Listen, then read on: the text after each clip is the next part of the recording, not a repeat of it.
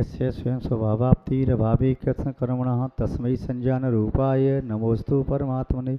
योग्योपादान योगेन दशदा शृणुतामता द्रव्यात् सम्पत्तावात्मनोप्यात्मता परं व्रतै पदं दैवं नावतैर्नारकं छायातपस्थिर्वेदे प्रतिपालयितोर्महान् यत्र भावः शिवं दत्ते योगे दुर्वर्तनीयो नित्याशगभ्युति क्रोशार्देकं सदी सदी शीघ्रजमनातंकं दीर्घकालोपलालितं नाकिनकुशाशकं नाकिनकुशाम्यो वासनामात्रमेवेत सुखं दुःखं च देहिनां तदा हृदो जयन्ते ते भोगारोगा वापदि मोहेन समृतं ज्ञानं स्वभावं लभते नयि मत्तः भगवान् पदार्थानां यथा मदनकोद्रवै वपुर्गुरं धर्मधारा पुत्रा मित्राणि शत्रवः सर्वथानि स्वभावानि मूढस्वानि प्रपद्यते दिग्देशेभ्यः खगा इत्य समसन्ति नगे नगे स्वस्वकार्यवशाद्यान्ति देशे दिक्षु प्रगे प्रगे विराधकः कथं हन्ते जनाय परकुप्यति त्र्यङ्गुलपातेन पदभ्यां स्वयं दण्डेन पात्यते रागद्वेषद्वयि दीर्घ नित्राकर्षण कर्मणः अज्ञान सुचन जीव संसारादो विपत्तिव पदावर्ते पदकेवाद वाह्यते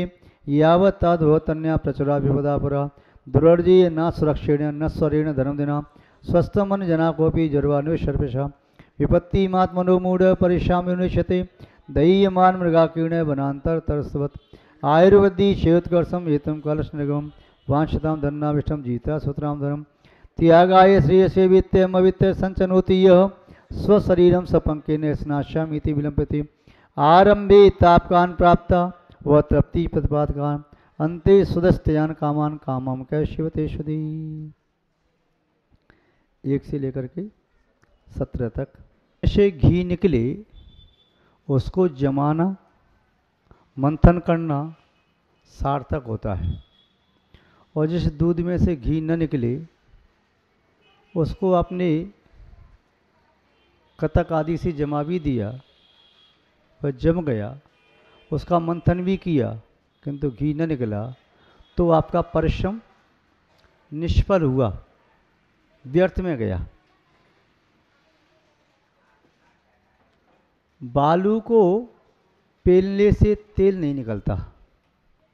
कोई व्यक्ति सरसों तिलहन आदि कोई पेल रहा है, तेल निकल रहा है, उसका श्रम सार्थक है, और तेल उसमें बालू में से निकलेगा ही नहीं तो पेलना व्यर्थ है। ऐसे और भी कोई भी उदाहरण ले सकते हैं जिसका कोई फल न मिले, जिसका फल मिलना ही नहीं है। बंजर भूमि में बार बार बीज बोना व्यर्थ होता है, उसका स्वभाव बंजर भूमि है। ऐसे ही यहाँ पर आचार्य महोदय कह रहे हैं, ये शरीर कैसा है? स्वभाव तो सुचौकाई रत्नत्रय पवित्रते निर्जुगुप्सा गुणपीतिर मता निर्विचता सता। यह शरीर स्वभाव से अपवित्र है। इस शरीर में क्या भरा पड़ा है? ऊपर से चमड़ा है तो अंदर वाली चीज दिखाई नहीं देती। पल रुधिर राद मल थैली की कस वशादिते मेली नव द्वार वहें घिनकारी अस देय करें किम यारी। पल रुधिर राद मल थैली, यह शरीर तो पल माने मांस, रुधिर माने खून, पल रुधिर राद, राद माने पीवादी गंदे पदार्थ, और इसमें हड्डी है, मज्जा है, मैदा है, पित्त है, कफ है, सब इसमें भरा पड़ा है। पुरीश है, मूत्र है, ये थैली इसमें सब भरा पड़ा। इसके ऊपर से ये चमड़ी लगी है, 7 चमड़ी इसके ऊपर, पतली पतली बारीक 7 चमड़ी है। यदि ये चमड़ी अलग हो जाए तो गीद और काक आदि पक्षियों से इसकी रक्षा करना भी मुश्किल हो जाए। इस पर चमड़ी न हो तो इसे हम देखना भी पसंद न करें, देख करके इतनी व्याकुल हो जाएं कि सोचें इससे तो अच्छा मृत्यु ठीक है। ये शरीर अंदर से ऐसा है। बाहर से चमकती हुई चमड़ी दिखाई देती है, उस पर भी श्वेत पसीने की बूंदें आती हैं, पसीना भी बदबू वाला होता है। यदि इस शरीर का संस्पर्श कोई अच्छे पदार्थ कर लेते हैं, चंदन का लेप अभी कटोरी में रखा है तो आप उसे स्वीकार कर लेंगे अपने शरीर पर लेप करने के लिए।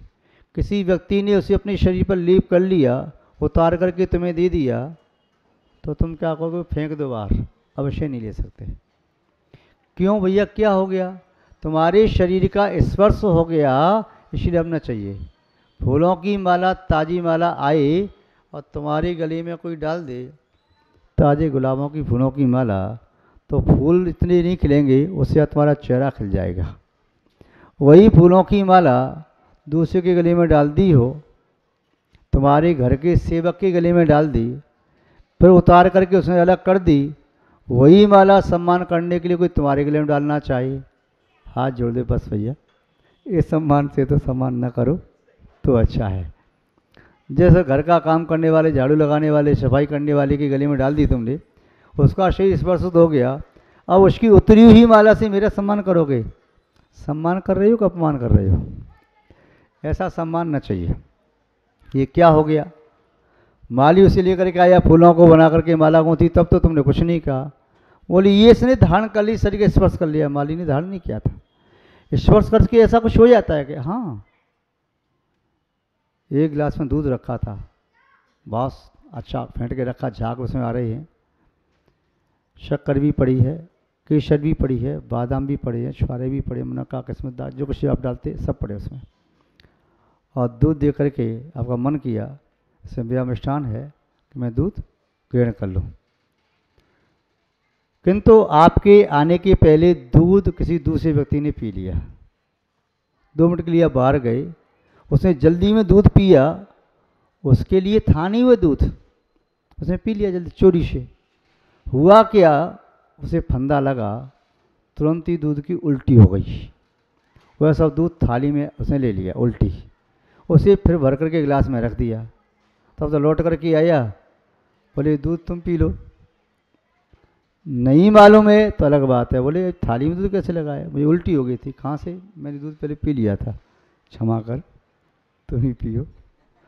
अरे गिलास में दूध रखा था, अभी भी रखा है, मुश्किल से कुछ सेकंडों के लिए मेरे अंदर तक गया है, बस फिर निकल के बाहर आ गया।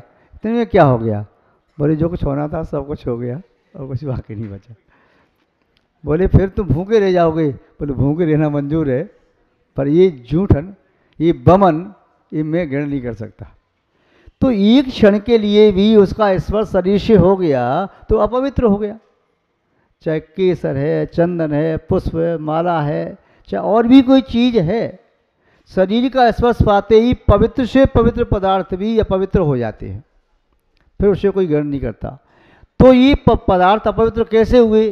क्योंकि ये अपवित्रता की खान है, अकेला अपवित्र नहीं है, अपवित्रता को पैदा करने वाला भी है। इसमें शक्ति है कि पवित्र पदार्थों को भी अपवित्र कर दे। जैसे अग्नि में शक्ति है कि जो पदार्थ उष्ण नहीं है उसे भी उष्ण कर सकती है। उसमें शक्ति है जो लकड़ी अग्नि नहीं है उसे अग्नि बना सकती है। बर्फ में एक शक्ति है, पदार्थ को ठंडा कर सकती है। एसी रूम में आप क्यों बैठते हैं? उसमें शक्ति है, वह स्वयं ठंडा तो है ही, आपकी गर्मी को शांत करके आपको ठंडा कर देता है। ऐसे शरीर का ये स्वभाव है, स्वयं अपने आप में अपवित्र है। इस शरीर का कौन सा पार्ट ऐसा है जो बड़ा सुंदर लगता है आपको? कौन सा पार्ट अच्छा है? कोई अच्छा दिखाई देता है? आँख कहो कीचड़ बह रहा है, गंदगी बह रही, नाक कहो नाक बह रही, कान में मलमल बह रहा, मुख में स्मेल बह रहा, शरीर में से रोम रोम से पसीना निकल रहा, अधो द्वारों से मलमूत्र श्रवण होता है। क्या शरीर पवित्र है? मल की पिटारी है। यदि ये पेट का मल कोई थैली में ले जाके रख दे, वो लेके चले जाओ वहाँ तक, बोले पागल हो गए क्या? तो इसमें मल ढो रही हो। तो ये शरीर वास्तव में इसमें कुछ भी सारभूत अवस्था नहीं है, स्वभाव से पवित्र ही है। रत्नत्रय पवित्र थे, किंतु इसमें रत्नत्रय को धारण कर लिया जाए तो पवित्र हो जाता है। रत्नत्रय से पावन जिनका ये औदार्य तन है, गुप्त समिति अनपेक्षा में रत रहता जिनका मन है। महानुभाव, ये तन केवल पवित्र हो सकता है तो गंगा यमुना समुद्र के पानी से पवित्र नहीं हो सकता। रत्नत्रय से पवित्र हो सकता है। सम्यक दर्शन, सम्यक ज्ञान, सम्यक चारित्र। जिस किसी ने रत्नत्रय को धारण कर लिया है, ऐसे पुरुष का शरीर पवित्र माना जाता है। आप उसके शरीर का स्पर्श करते हैं, चरण स्पर्श करते हैं भैया, और तो और किन्हीं मुनि महाराज की समाधि हो जाए तो समाधि से शरीर की भी पूजा की जाती है, उल्टी पूजा करते हैं, उनकी पूजा करते हैं, सबको भी नमस्कार किया जाता है, सबकी भी परिक्रमा लगाई जाती है, वहाँ भक्ति पड़ी जाती है। अब तो आत्मा नहीं है, आत्मा तो चली गई, उसमें रत्नत्रय था, किंतु इस शरीर से रत्नत्रय की साधना की थी आत्मा ने, इसलिए शरीर भी पवित्र हो गया। जहाँ पहले मंदिर बना हो फिर मंदिर वहाँ से हट भी जाता है, तभी वहाँ से निकलते ही आपको ख्याल आता है मंदिर था, अपने आप आपके हाथ जुड़ जाते हैं और पलक झपक जाती है, निगाह नीची हो जाती है। शंभेशकर जी से इतने तीर्थंकर और मुनि मोक्ष गए अनंत अनंत, भी आज नहीं है, किंतु वहाँ से निकलते हो, ट्रेन में बैठ करके भी जा रही हो तो अपने आप हाथ जुड़ जाते हैं, सिर झुक जाता है, निगाह नीची हो जाती है। क्यों? क्योंकि पवित्रता का संस्कार आज भी वहाँ पर है, हमारी दृष्टि में आज भी उसके प्रति श्रद्धा है। कई बार तो ऐसा तक देखा गया है, मंदिर में कोई मूर्ति थी, कोई भगवान थे, अब भगवान वहाँ पर नहीं है, व्यक्ति वेदी को ही नमस्कार कर लेता है। यह मूर्ति किसी कारण से खंडित हो गई, उसको अलग कर दिया, तो व्यक्ति उस मूर्ति को भी अलग करने में दुखी होता है।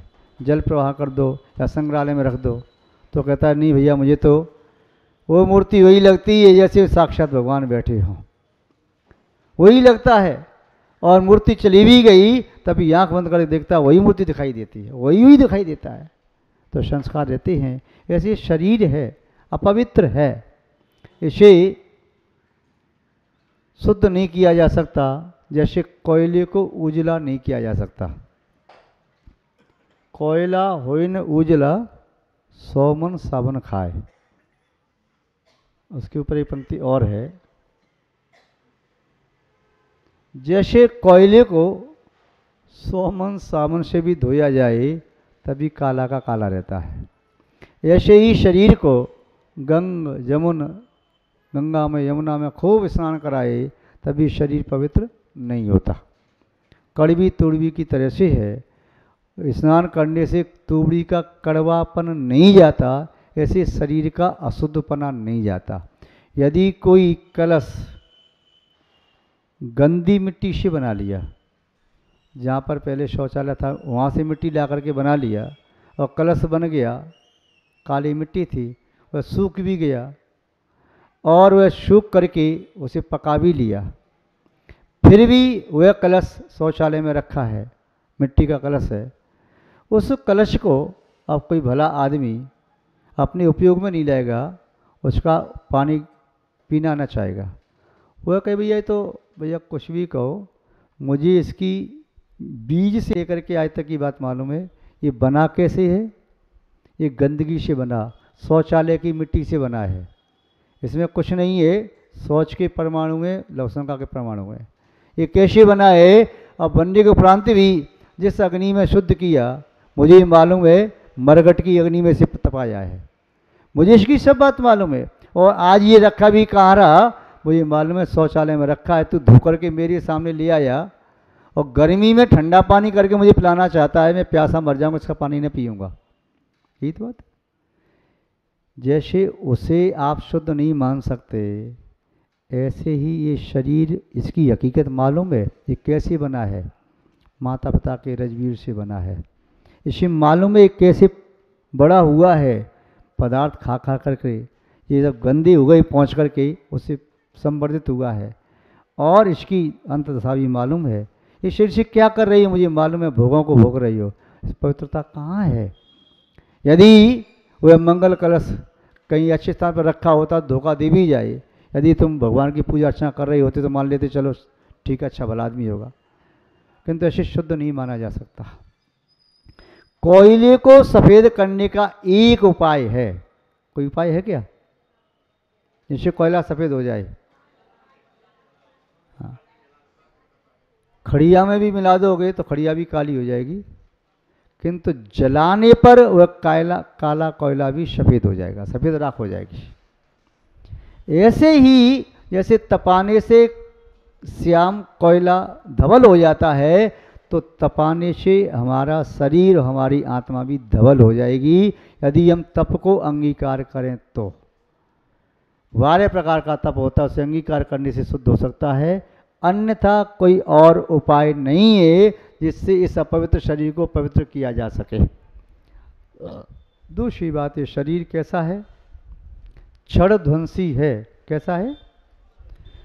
क्षण ध्वंसी। ये कभी भी नष्ट हो सकता है, ये शरीर का कोई भरोसा नहीं कब नष्ट हो जाए। नदी में बहते हुए बबूले का फिर भी विश्वास है, वह टूटा नहीं, किंतु शरीर का विश्वास नहीं कब छूट जाए। कांच के सामान का विश्वास है कि देखो यहाँ से वहाँ तक पहुँच जाएगा, शरीर का वो भी विश्वास नहीं है। वो उसकी उनका विश्वास है जब तक हवा नहीं चली, सूर्य का उदय नहीं हुआ, सूखेगी नहीं। इस शरीर का वो भी विश्वास नहीं है। एक तिनके का विश्वास है, तिनका भी टूटेगा नहीं, लेकिन शरीर का उतना भी विश्वास नहीं है। कच्चे धागे का विश्वास है कि कच्चा धागा अपने आप संहिता में नहीं टूटेगा, किंतु शरीर तो अपने आप संहिता में टूट भी जाता है, छूट भी जाता है। इसलिए शरीर का क्या विश्वास करना। इस शरीर के लिए भगवान से प्रार्थना करना, भगवान मैं बहुत उम्र तक जीऊँ और लंबा जीऊँ, अभी न मरूँ, मेरा बुढ़ापा नहीं आए। भगवान कहेंगे तुम्हारे शरीर का धर्म है बुढ़ापा, उसका लोभ कैसे हो सकता है? बुढ़ापा तो आएगा। यदि तुम महापुरुष होते, देव होते तो बुढ़ापा नहीं आता, बुढ़ापा तो आएगा।